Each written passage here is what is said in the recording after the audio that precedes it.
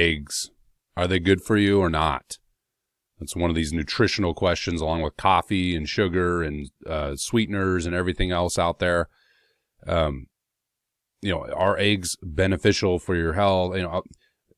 The reason these questions are often difficult to answer is because of my favorite word of the decade, nuanced things. And it has a lot of times to relate to who we're talking about and what's the use of the food in a given circumstance. For example, if we're analyzing eggs as it relates to health, there certainly appears to be some detrimental side effects to consuming egg yolks because of the saturated fat. Now, nutrition is tough. Nutrition research is difficult because a lot of times we're using survey data to determine what people have been eating and then trying to infer, okay, well, if they eat this much, we'll put them in a quartile or quintile and say, well, this is their health outcome.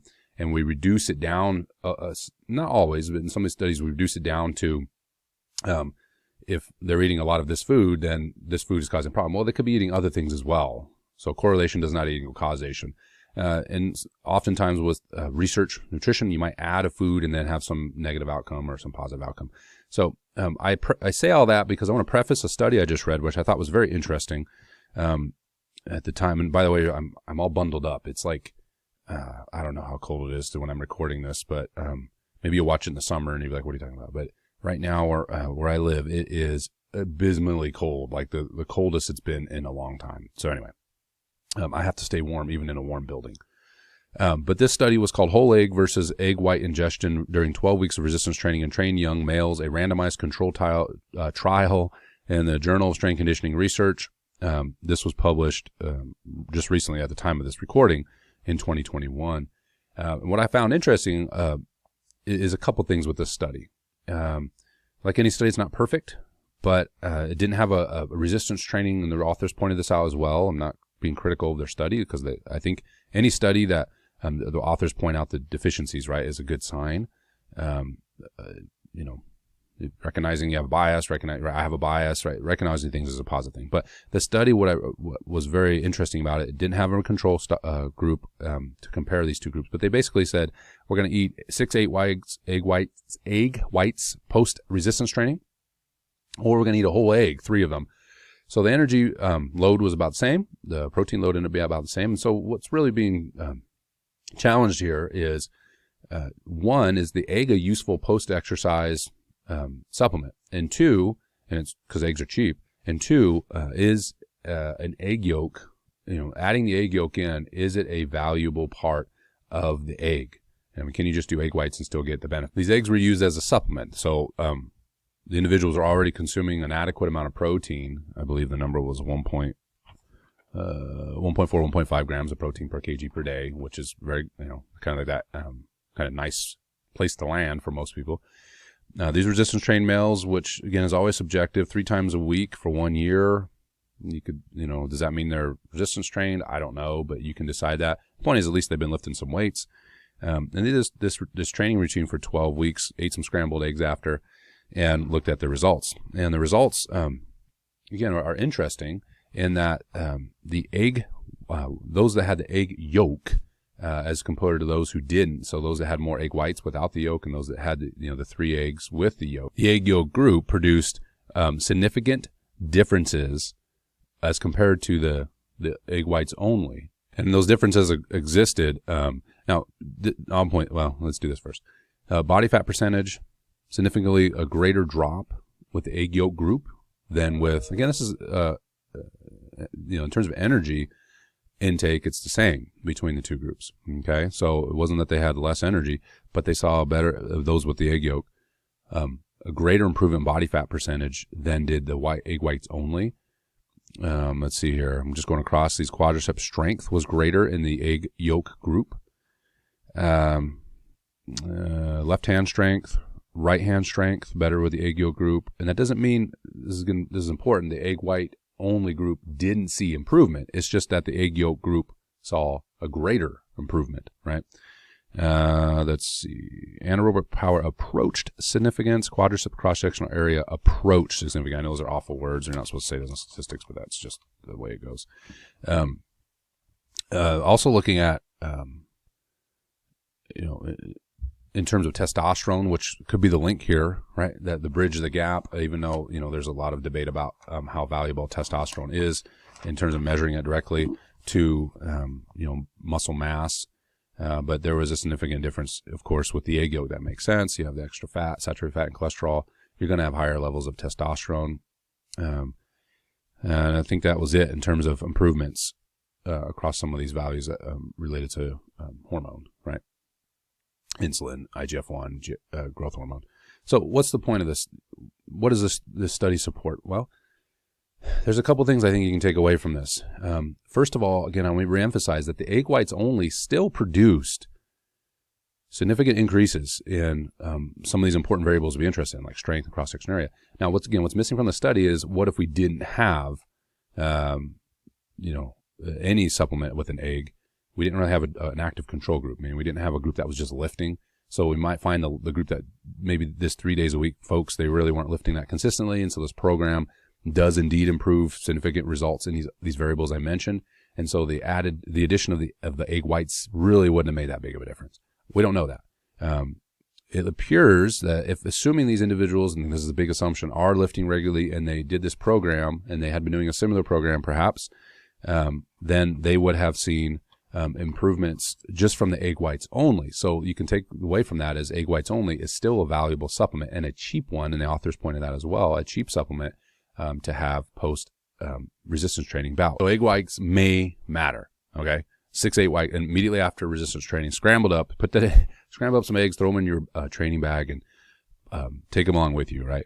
But there may be some benefit. One thing that I thought, you think, well, this doesn't have any application. Well, if you're at a home gym, right, and you like to eat eggs and you don't, the powders, whey protein, or you just don't like taking protein powders, this could be something to do. If your kitchen's right there, you could scramble up some eggs after your resistance training. I kind of joke, but it's protein, right? Eggs is the complete protein. That's usually our in many of these scales, right? It's the measurement we compare to. It's the gold standard, if you will. All right. So the second takeaway is the egg yolk may indeed matter because of its interaction. This is what I'm going to get at with this. And I want to be careful how strong I say this, but real food is better than supplementation. And I always point this out to people. Remember what the word supplement means. Supplement to a what? Supplement to a diet. So if I'm going to supplement my income, you're saying I have an income, I'm just adding some stuff to it. Well, if I took your income away and that supplemental income was now your income, we call it your income. It's the same with diet. If you have dietary supplements as your main source of energy, then that's your diet. Those are no longer supplements anymore. So if we're going to say, using supplements, right, we're saying there's already a good diet in place, hopefully.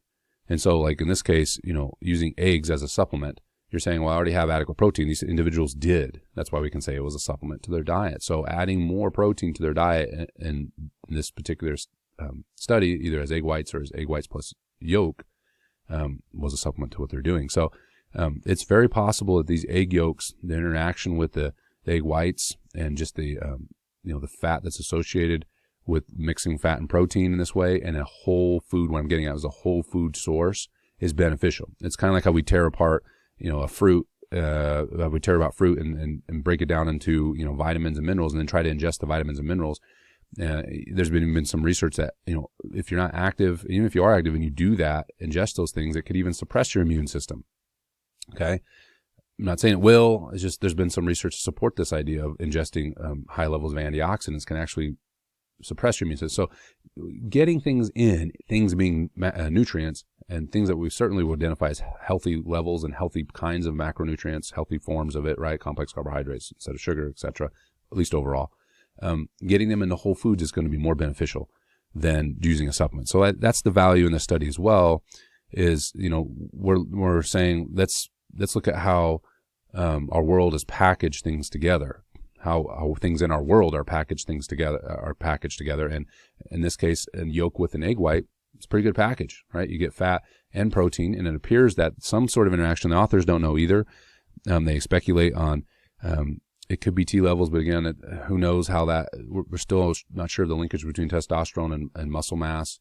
I think some of the challenges with hormone research too is we usually get one data point of hormone. We don't really know what's going on the other 24 hours in the day, or other 23 hours and however many minutes it takes to take a protein testosterone sample. But the point is that the linkage is unknown, but the interaction appears to be important. And that's not surprising, again, when you talk about a whole food source, not necessarily the business, but a whole food source, meaning the food as it is in nature. And what I want to be careful with is I'm not saying that we have to go on this naturalistic path, that everything has to be natural, that anything, like a whey protein powder is awful. I'm not saying that at all. In fact, I would affirm that whey protein powder is a good idea, right? We see that in the research literature. But if you're opposed to that, or if you have the opportunity, real food, that's why chocolate milk was so popular. Now you could argue that's not real food either. Well, fair enough. But at least it became, the milk wasn't separated out like we would do with powder. Well, that's why it was such a effective supplement. Plus you throw some sugar in there now, which we're obviously processing food here, but it makes it an effective supplement. So that's the takeaways I get, at least off the surface here, is potentially adding in an egg is valuable. We don't know compared to without. The yolk appears to add something else to it, whether likely it's through some sort of hormone medium or whatever. It could slow who knows, maybe even just the yolk with fat even slows protein down even longer, and so we don't get muscle full as fast. I have no idea. I'm just blowing smoke right now, but I think it's just an interesting study to consider. It was a fairly well done study to compare these two things. So if you're interested in if whole eggs or not, if you can do the whole egg, it appears based on one study. If you have health issues, if you're concerned about your saturated fat intake, then the egg white still may be the better option. So again, this is where we have to use that word nuance to say, well, my health is also something I have to be considerate of. I tend to have high cholesterol or whatever. Maybe popping the yolk out and not consuming the yolk is going to be beneficial. And if we had a control group here, we could say, well, at least the egg whites are offering some benefit. And likely they are. And so for you, whoever you are, and you're thinking, I'm worried about the egg yolk and the saturated fat, then pop the yolk out and still get benefit. Okay? So just an interesting study to think about these different things. You certainly can go, I'll put the link of the study. You might not be able to just get the abstract, but you might be able to find some things I didn't, or poke some holes in it. I didn't poke holes in it, or holes I didn't poke in it. But hopefully, this idea of, some whole food sources, yolk or not, yolk, yes, unless you can't, or you're worried about it. Or, what I tell clients a lot of times is, for the flavor of it too, is keep one yolk. So like in this particular study, you might do 6 egg whites, but only have 1 yolk, and so you get a little bit of that interaction. I don't have anything to say how that would affect the outcome of the study. You certainly have less energy with 2 less yolks, but then you'd have hypothetically 3 more egg whites. So I'd have to sit down and do the energy calculations, but that could be just something to consider. Like maybe there's a middle road is what I'm getting at, between these two conditions of the 6 egg whites or the 3 whole eggs. All right. I'll stop talking circles. Hope you found this interesting. If you survived it to the end, nice job. Subscribe to my channel if you want more videos, hopefully a lot more entertaining perhaps than this one. I cover a range of topics and exercise, sports science, nutrition science, training science. I actually have I started a Patreon page as well. I'm going to start uploading videos there that are only for Patreons. I have a low bar. I think very lowly. I don't think very highly of myself. And so the lowest level of Patreon is fairly cheap. I'll leave a link to that page as well if you want to check it out. I don't have anything up at the time of this video. I don't have anything up, but I will. So if you want to check back and see if there's anything content on there that's going to be for Patreons only that you find interesting, let me know. But I will keep uploading videos to my YouTube channel as well. I just enjoy making these videos, doing these research reviews, and hope you're finding the information valuable. All right, I'll see you in the next video.